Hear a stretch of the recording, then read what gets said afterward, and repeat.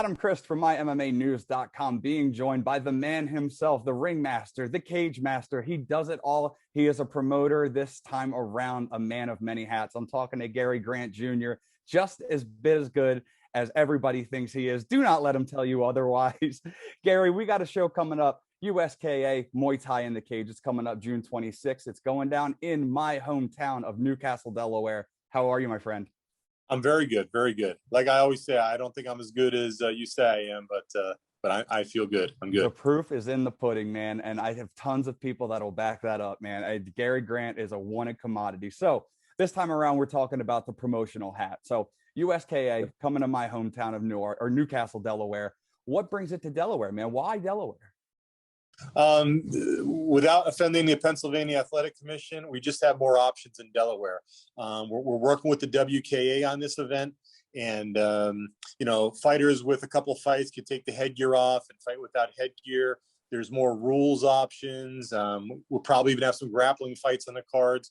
So just more options for the fighters, and we want to give our fighters more options because they like our promotion. So now they don't have to go somewhere else to get the rule sets they like.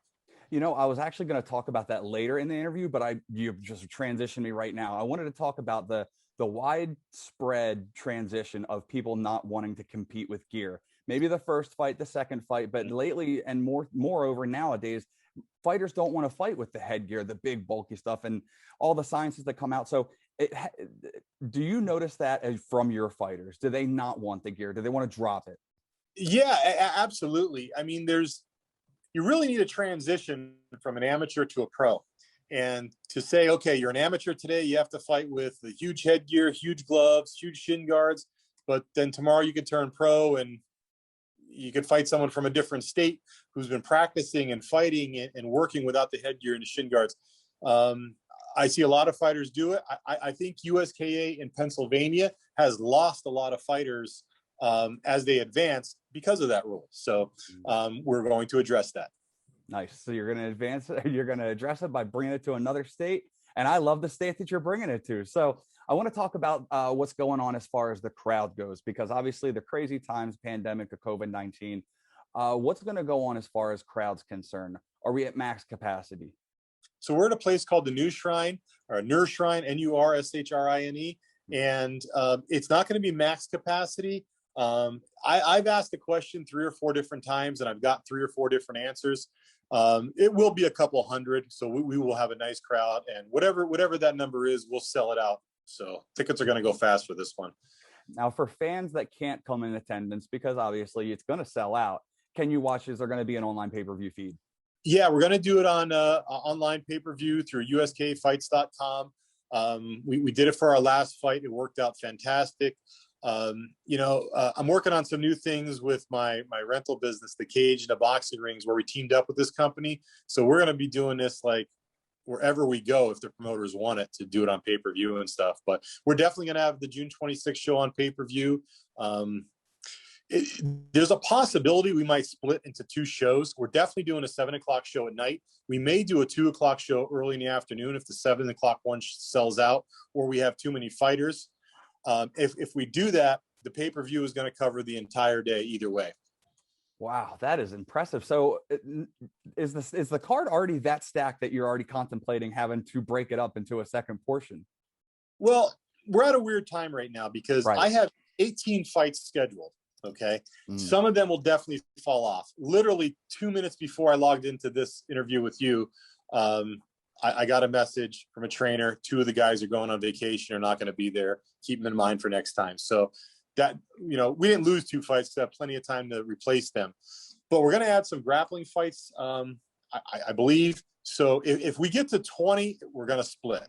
Okay. If it stays at 18 and we'll lose some, we'll end up with a 14, 15 fight card for sure. Mm-hmm.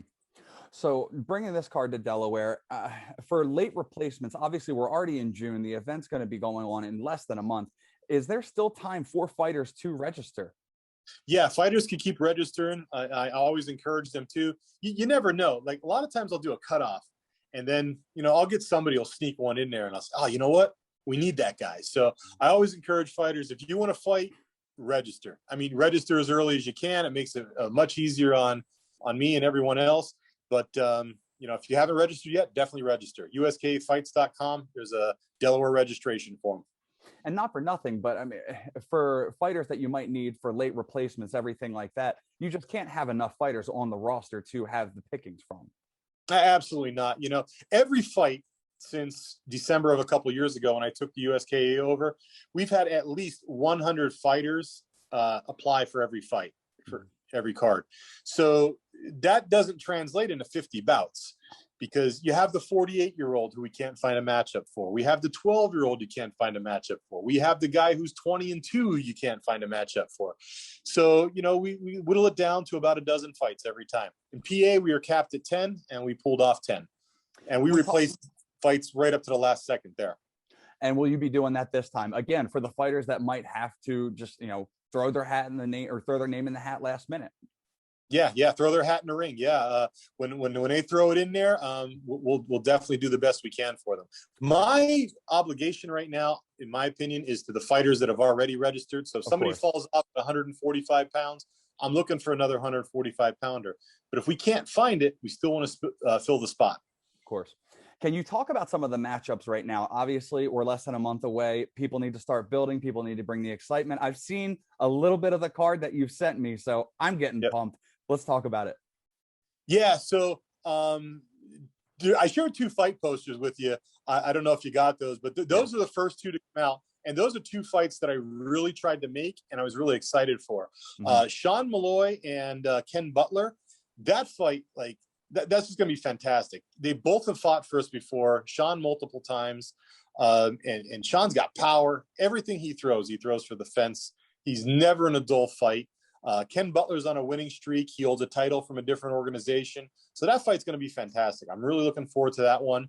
And then you have Juan Gonzalez from Next Level, and he'll go against Johnny Wonder from Algios. And both of those guys just fought for us.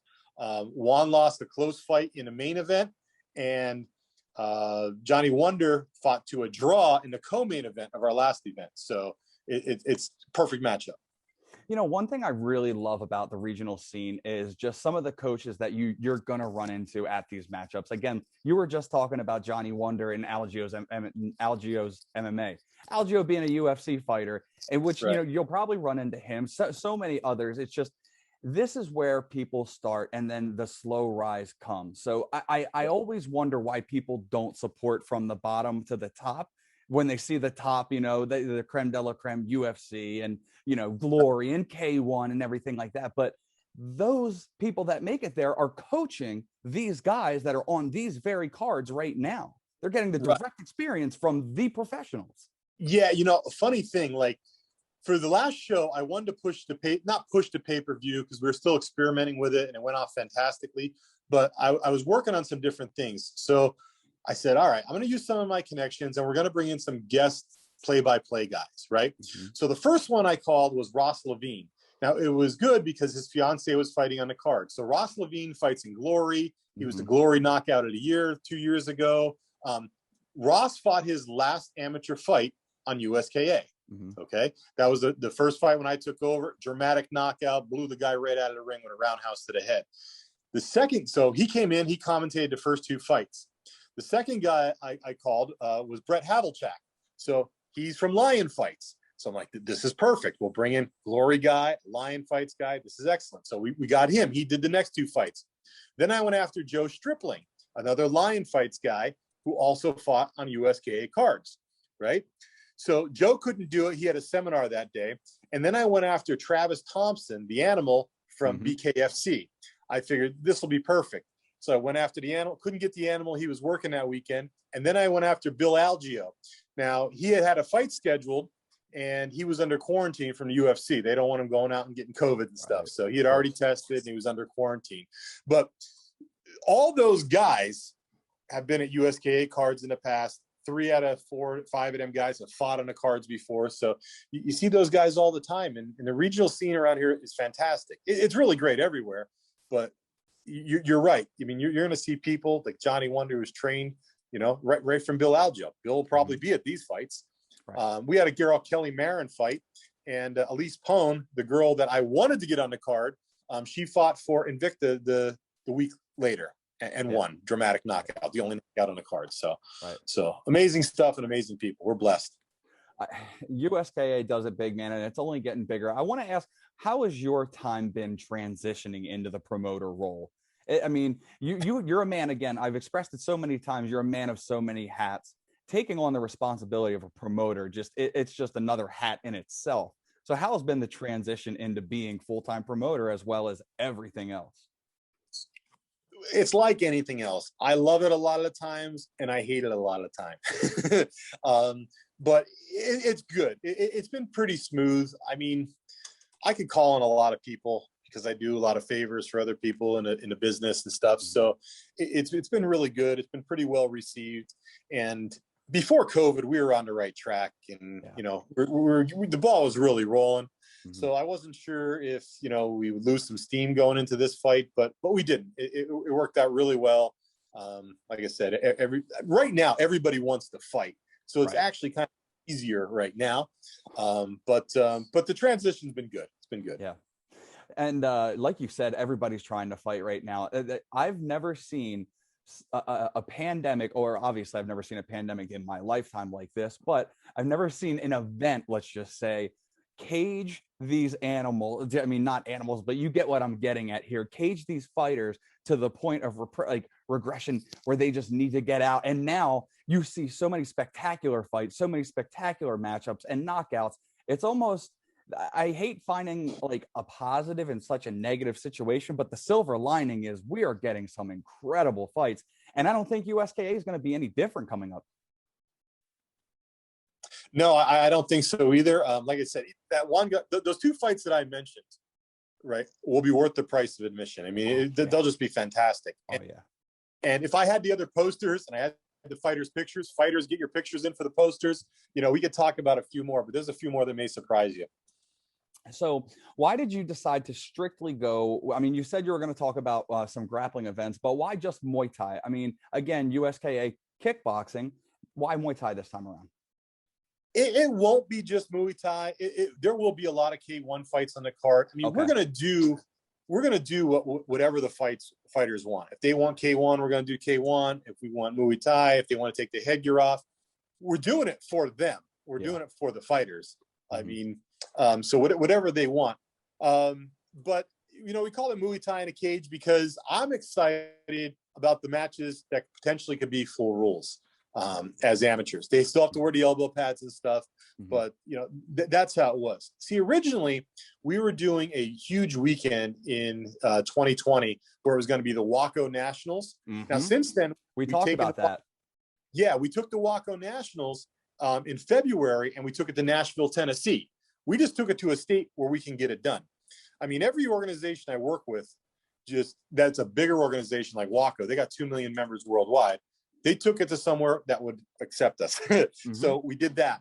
That was good. We had 60 fights in each ring, both days. That's 240 fights in 2 days. Yeah. So that was great. Rob Zabilski does a great job there, but that was supposed to be part of the weekend where we were going to do a cage fight with Muay Thai at night as a nighttime show. And we're going to do that with the WKA, which of course we're doing now. And by the way, they have their tournament coming up at the end of August, which will 3 rings in one building, a cage with Brad from Stellar in the next building. That's an awesome event as well. So can you talk to the fans a little bit? Again, this is no disrespect to the Pennsylvania Athletic Commission, but what are some of the vast and drastic differences in the rule set? Okay, so like I said, the main thing is the gear, I think. So in Pennsylvania, you could do K1. Okay, there's actually no rules in Pennsylvania. The rules are just scratch. You wouldn't believe if I sent you a copy of the rules, you'd say, "What is this?" You know.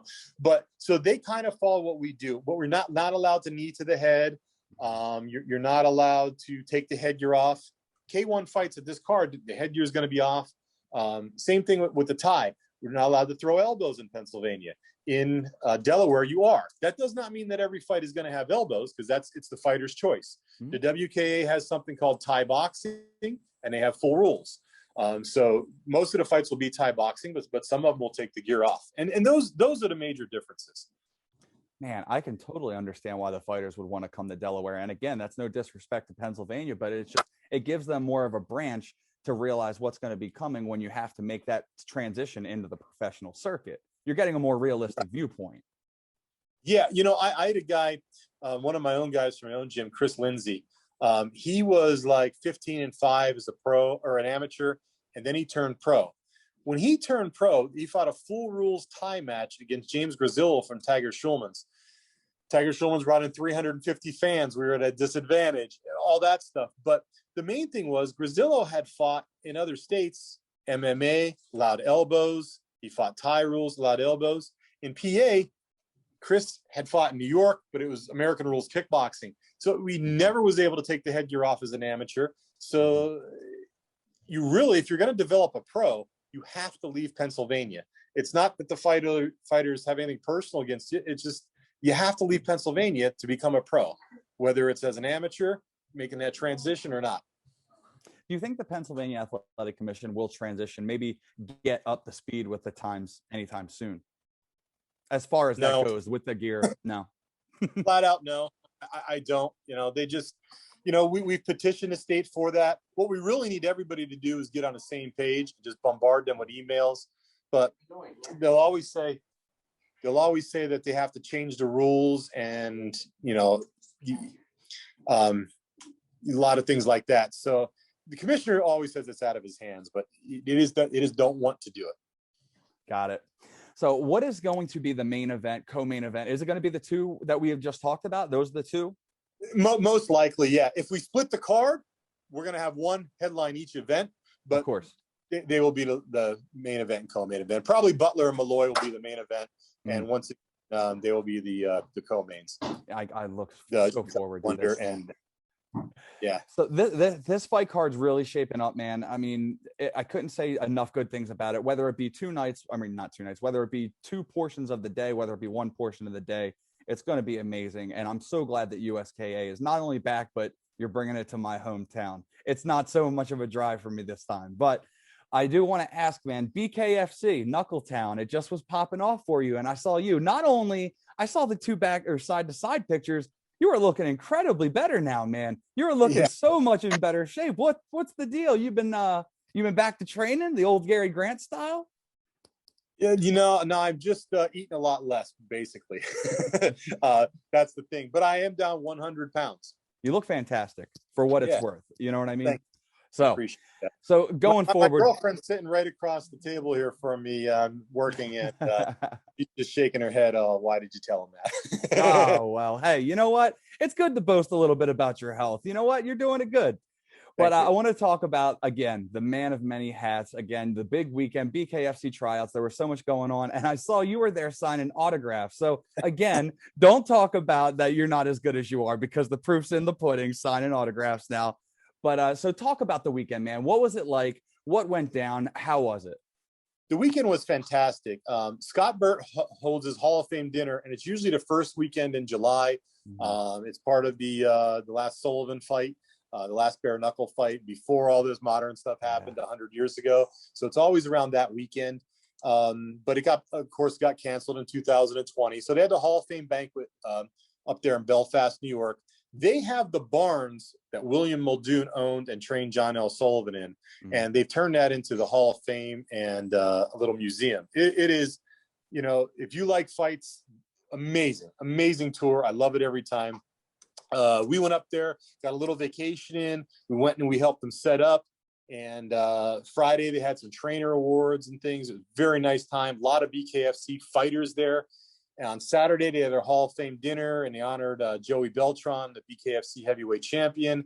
And then right after that, Nate Shook, Dave Feldman Jr. were there.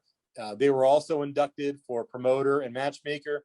But right after that, they had the BKFC tryouts. My guess, I didn't count the people, but if you see the videos online, you know I'm not lying. Between 100 and 125 people showed up to try out.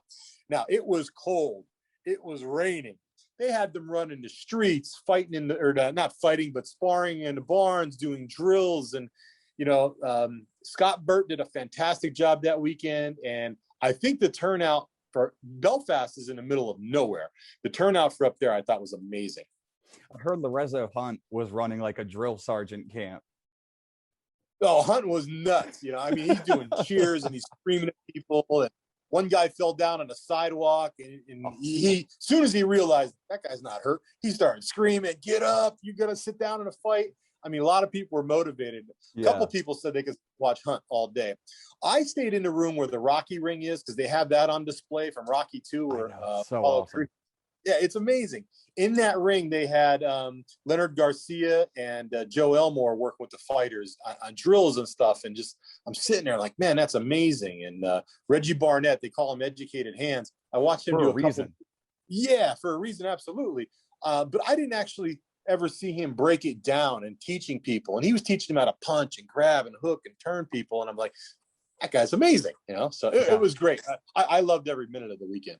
It looked like it was just a fantastic time. But again, I want to ask you, because we've talked about it and I've barked on about it so many times. With it seems like every weekend you have something fight related. It was BKFC last weekend. It's going to be USKA coming up in a couple of weeks. Where do you find the time? Like, where do you find any time for you? You know, that you know, you see everybody puts up a poster. It's fight week, right? My new slogan is going to be, it's always fight week. So where do I find the time? I don't know. This is really all that I do. I have a martial arts school, and I know you heard some kids coming in and out. Mm-hmm. There's a boxing class going in the back. In a few minutes, they're going to be walking through here at 7:15. But you know, I just try and stay focused. You know, as a kid, this is all I wanted to do, and now I'm doing it. So I'm not really going to complain. Yeah. Let me tell you, this is funny. That's how we're doing it. Everybody now who wants to rent a ring or a cage wants it on the same weekend. Okay. So for example, July 11th, we're doing celebrity boxing in Atlantic City. July 12th, the celebrity boxing guys keeping the ring and then doing amateur boxing Saturday afternoon. So that's 2 events we have, right?